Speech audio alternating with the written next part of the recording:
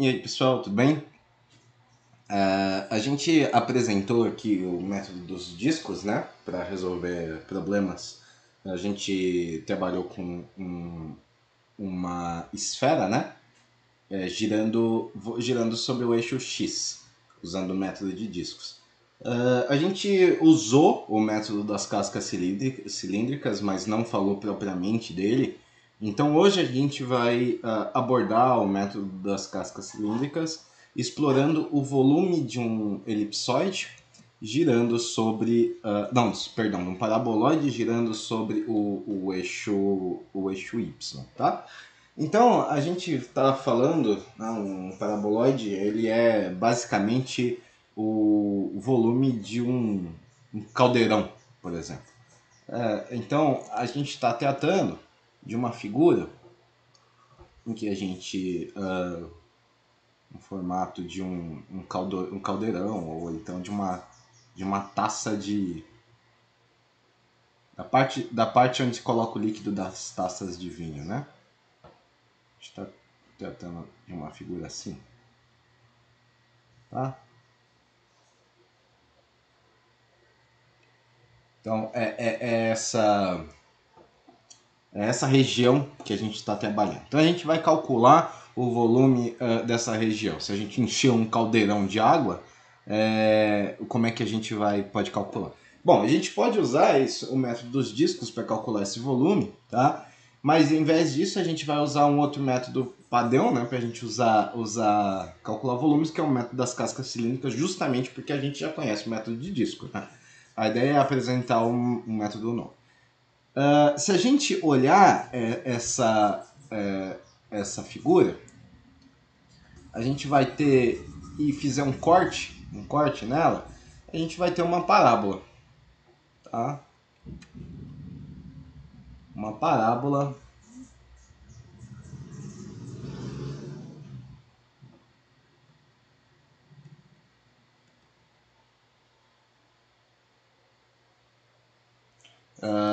descrita pela equação y igual a x quadrado, e ela vai ter uma altura máxima a, tá? Isso aqui é nosso y igual a, tá? Essas são as regiões de contorno da nossa figura, tá? A ideia é a gente vai girar essa seção, tá, de corte em volta do eixo Y. Então a gente vai girar nesse sentido aqui, tá? E a gente vai conseguir a nossa figura do nosso caldeirão, tá? A partir disso. A gente pode resolver isso cortando também em pedaços, girando tanto no eixo Y quanto no eixo X. A gente vai tratar aqui justamente com giros no eixo Y, tá? A nossa casca cilíndrica vai ser o resultado da revolução de um retângulo, tá? Com a base na equação da parábola e o topo na parte superior. Então a gente vai pegar um retângulo aqui, que a base dele é y igual a x quadrado, e o topo dele é y igual a a. Tá? Essa é a parte que a gente vai girar. Tá bom? Então, a gente vai ter... Quando a gente vai pegar isso aqui, né, e isso aqui gira, a gente vai ter um cilindro. Se a gente girar esse retângulo, a gente vai ter um cilindro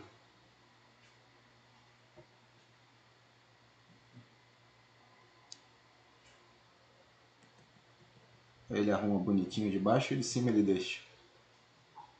Vou fazer assim. Aí, a gente vai ter um cilindro e esse cilindro vai ter uma espessura, né? O cilindro vai ter uma espessura, vai ser super fino. Deixa eu fazer aqui primeiro, essa parte de dentro primeiro. Se ele corrigisse agora, seria tão bom. Acho que tá tão feio que ele não sabe que é um... O que eu quero desenhar aqui embaixo. Ele não sabe. Bom, então a gente vai ter essa situação, tá? A gente vai ter um cilindro de espessura muito fina.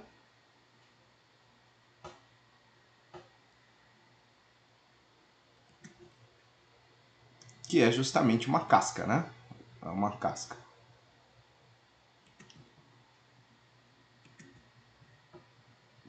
Não é fácil desenhar isso aqui, não. Aí. Tá?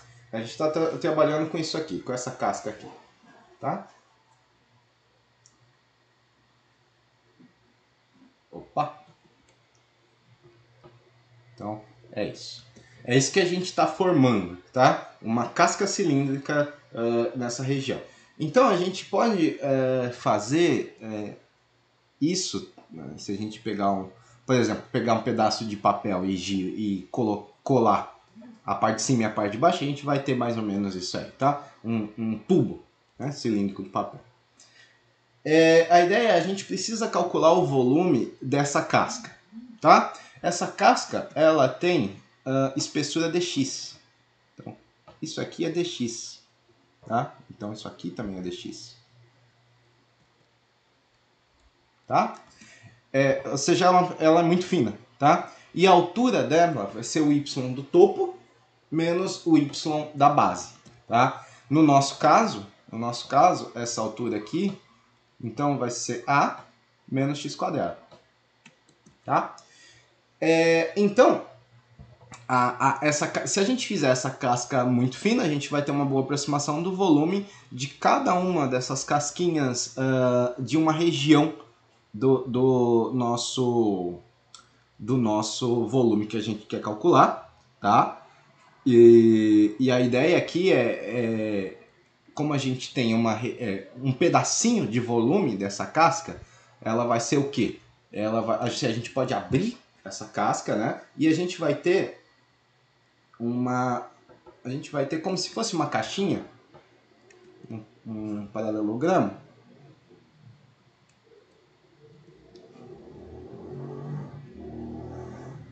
Tá?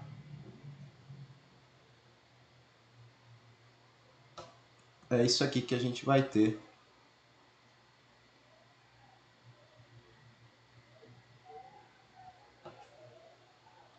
Tá? E isso aqui vai ter uma espessura dx, portanto, vai ter uma espessura dx e a nossa base, na verdade ele tá girado, tá? Esse negócio aqui aberto, ele tá... Não, tá correto. Então, isso aqui, a nossa base vai ser 2π vezes o raio, né? E o que é o nosso raio? O nosso raio vai ser a nossa coordenada x, né? A base vai ser o comprimento da circunferência do círculo da base. E a altura a gente já conhece. A altura é a menos x quadrado. Então, o volume dessa parte aqui dentro, que é o volume dessa caixinha, vai ser, para um volume infinitesimal, vai ser a nossa base vezes a nossa altura vezes a nossa espessura. Tá? É essa a situação que a gente tem. E esse dv, consequentemente, é 2π vezes ax menos x ao cubo dx. Então a gente pode colocar o volume de cada uma dessas casquinhas desse jeito, tá?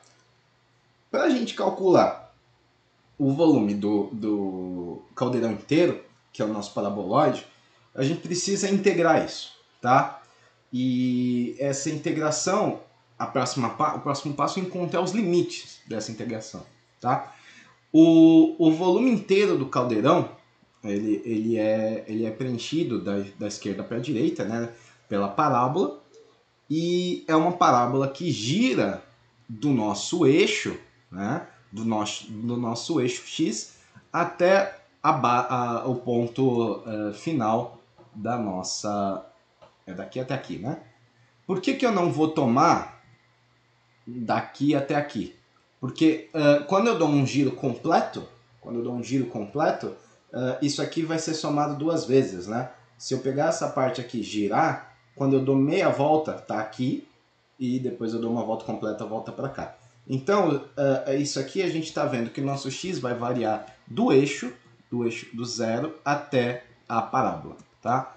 Até o ponto máximo da parábola. E qual que é o ponto máximo da parábola? O ponto máximo da parábola é aqui, quando y é igual a a. Portanto, o nosso x máximo, nosso limite máximo de integração vai ser a nossa raiz de a, tá? Então, se a gente rodar só metade da nossa... Se a gente rodar só metade do nosso volume, a gente vai ter o volume completo. A ideia é rodar metade para ter o volume completo e não o volume completo. Não, é rodar e não rodar a nossa figura inteira, senão a gente vai ter o volume duas vezes, tá? O nosso limite superior de integração, portanto, vai ser o ponto em que torna o nosso y igual a a, ou seja, vai ser o nosso x igual a raiz de a, e o nosso limite inferior vai ser onde começa, ou seja, o eixo. Portanto, se a gente conhece isso aqui, a gente já conhece os limites, já conhece a fórmula do volume infinitesimal, a gente pode tratar já como volume, calcular o volume total, né? Calcular o volume total integrando o nosso volume infinitesimal nos limites que a gente já viu, tá? Então, o nosso volume total vai ser o quê? Vai ser a integral dessa expressão aqui, 2π vezes ax menos x ao cubo dx, e os limites a gente já conhece, vai ser de 0 a raiz de a, tá? Essa é a nossa situação. Então, aqui o nosso problema acaba aqui, né? Porque todo o resto é mecânico, né? É resolver uma integral definida. Eu acho que a essa altura, isso aqui a gente está tratando de integrar de polinômio e isso tem que ser direto, né? Tem que ser simples para todo mundo. Então, a gente vai ter 2π vezes ax quadrado sobre 2 menos x ao quarto sobre 4. Isso calculado nos limites de integração de 0 a raiz de a. Okay? Se a gente fizer isso, a gente vai ter 2π vezes a raiz de a, que vai dar a quadrado sobre 2, menos a quarta, não, perdão, a quadrado também, a quadrado sobre 4. E só, porque se a gente for substituir zero, vai zerar todo do lado esquerdo, então a gente resolve esse problema. E aí, então, a gente vai ter 2π vezes a quadrado sobre 4, né? Portanto, isso é a π, tá? Π vezes a quadrado sobre 2. Essa é o nosso resultado final, é o volume do nosso caldeirão. E aí, a gente calculando, né, a gente chegou no nosso resultado. Então, tem uma coisa aqui que é importante a gente olhar, para tomar cuidado, que é olhar as unidades de cada um dos volumes, tá? A gente tem que tomar cuidado com as unidades, porque quando a gente está tratando de volume, a gente está tratando de um número, e esse número sempre é acrescido a uma unidade, é uma medida, né? Então, em geral, a gente vai ter resultados em que, né, não vai ser confuso, não vai ser difícil calcular, mas é importante a gente olhar isso. Então vamos supor, tá, que a altura do nosso caldeirão é A. Então vou fazer a seguinte suposição. Eu vou guardar esse resultado, tá? Vou guardar esse resultado. Nosso volume é π. Nosso volume é π vezes a quadrado sobre 2. E eu quero supor que o nosso A é 100... Opa, 100 centímetros. Tá? É a altura do nosso caldeirão. Tá? Então, né, o nosso volume vai ser o quê? Nosso volume vai ser π vezes esse 100 aqui ao quadrado sobre 2. E o nosso resultado vai ter que vir em centímetro cúbico. Né? É a nossa equação, a nossa unidade para volume. Né?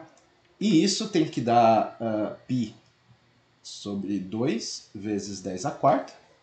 E essa coisa aqui, né, vai dar aproximadamente 16 litros, tá? Aproximadamente isso.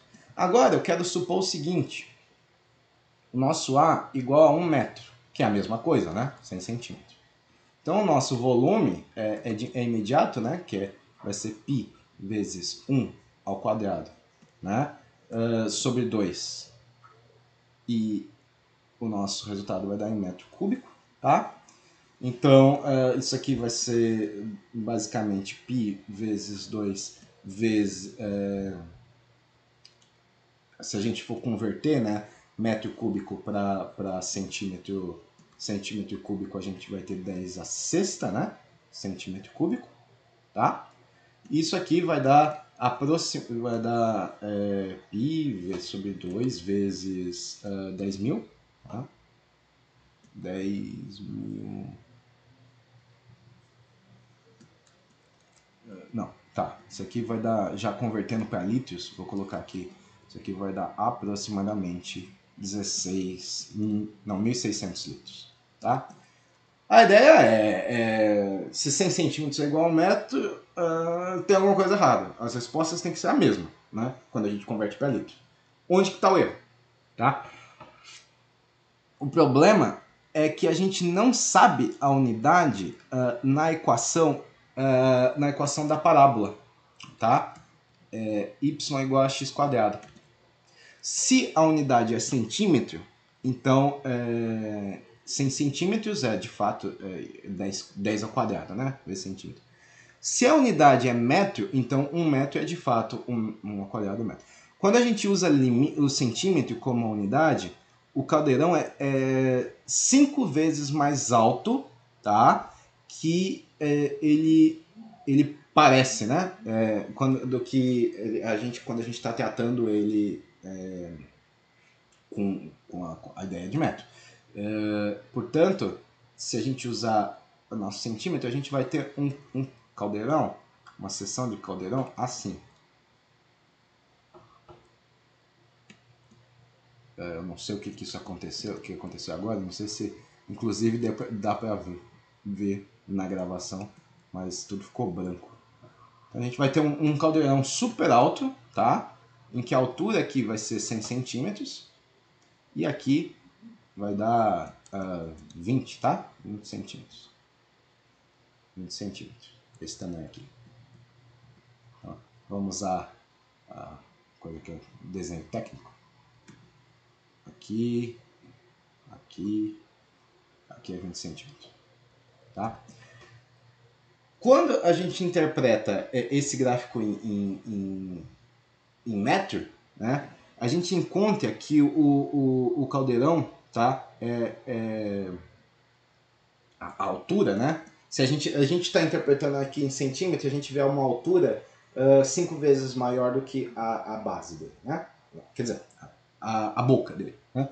Se a gente interpreta esse caldeirão em metro, a gente vai ter um caldeirão de 1 metro aqui, né? 1 metro aqui, e a altura aqui vai continuar sendo 2, tá? 1 metro, 1 metro de altura, e aqui vai ser raiz de 1, né? Raiz de 1, 2 metros. Então, aqui a gente está tratando de um caldeirão 2 vezes mais largo, tá? Do que alto, do que a altura. Então, isso aqui, se a gente estiver tratando com metro, a gente vai ter um caldeirão assim, tá? Que aqui é 1 metro. E aqui é 2 metros. Ok?